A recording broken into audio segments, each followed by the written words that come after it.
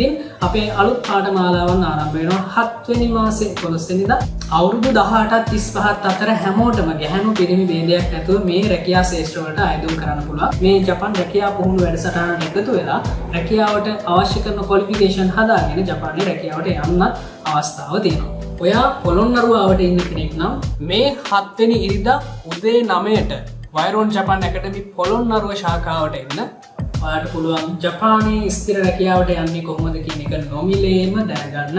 ඒ වගේම තමයි ඔයාට කැමති නම් අපේ 7 වෙනි මාසේ 11 වෙනිදා ආරම්භ වෙන පාඨමාලාවට එකතු වෙන්නත් පුළුවන්කම තියෙනවා. එහෙනම් ජොබ් එකක් නොකර ගෙදරට වෙලා ඉන්න කෙනෙක් නම් ඔයා අනිවාර්යෙන් එන්න. අවුරුදු 18ත් 35ත් අතර කෙනෙක් නම් ඔයා අනිවාර්යෙන් එන්න. මේ 7 වෙනි ඉරිදා උදේ 9ට පොළොන්නරුව වෛරෝන් ජපාන් ඇකඩමි ශාඛාවට. අරිගතෝ ගොසයිමාස්.